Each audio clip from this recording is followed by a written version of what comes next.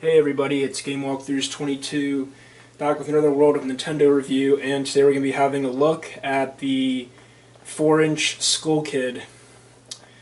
Now before we have a look at the figure, let's have a quick look at the packaging. So here is Skull Kid's box. Looks very nice. Got the character's name. It says accessory included.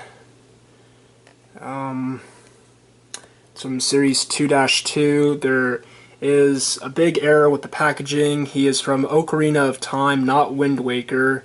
And for both Skull Kid and Zelda, they made a mistake by putting them both in Wind Waker packaging instead of Ocarina of Time packaging. It even says Legend of Zelda Wind Waker HD, which is a huge mistake.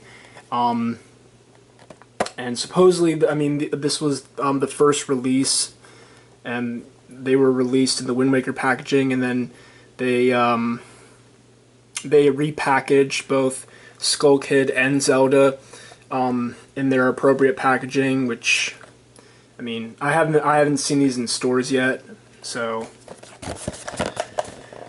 And then the back showcases the figure and some of his articulation. He is a 4.25-inch figure with 14 points of articulation.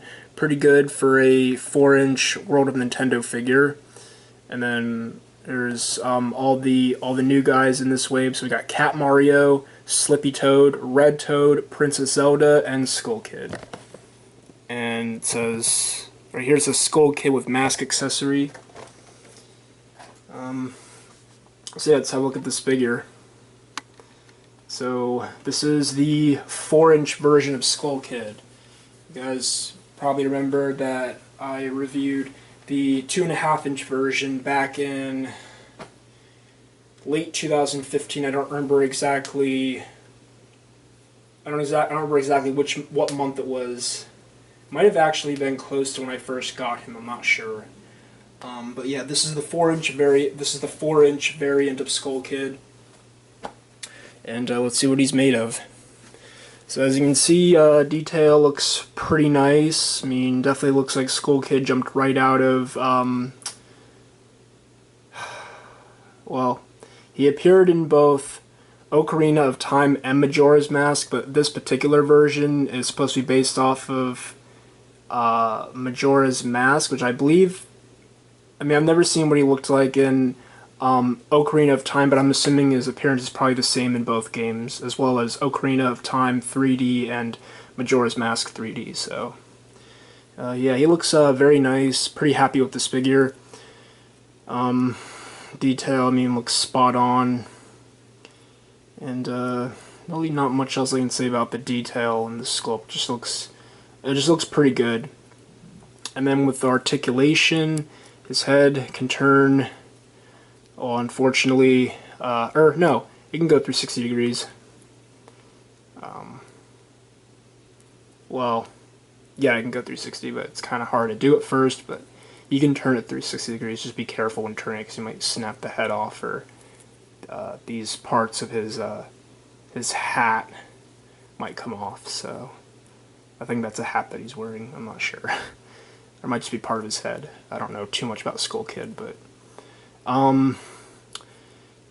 and then you can move his arms, then go out to the side. His arms seem kind of fragile, so I wouldn't move them around too much, because they could possibly break if you're not careful with them, which sucks about some of these 4-inch figures, especially ones like Sheik and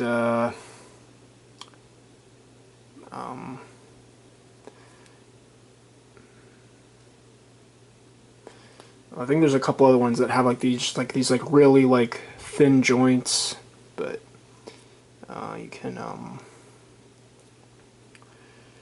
can twist his wrists, and you can see that his hands have the hinge movement like the Dark Link had, or the Shadow Link, and he does twist at the waist.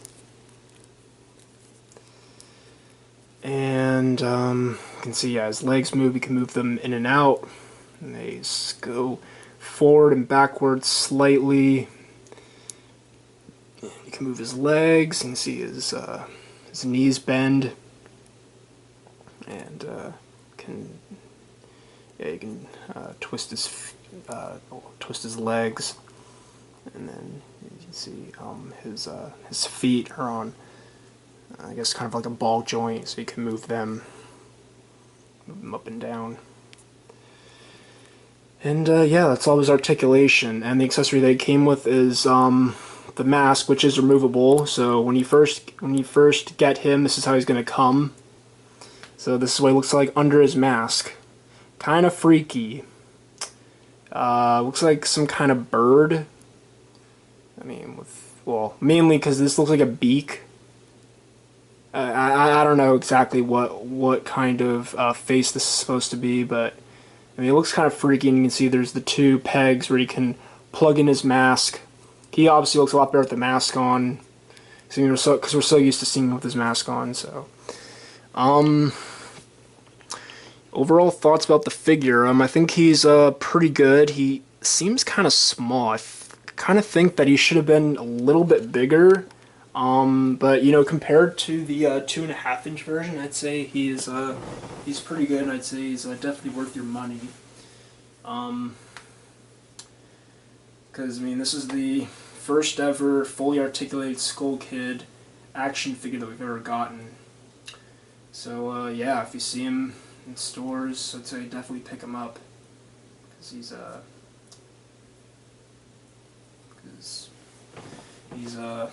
pretty cool, and that's really all I have to say about him. So,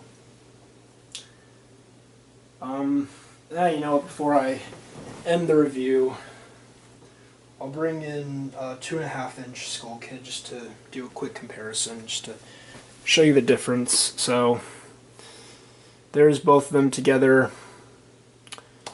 Well, you can obviously might be able to tell that the 4-inch version has, you know, a lot more detail, and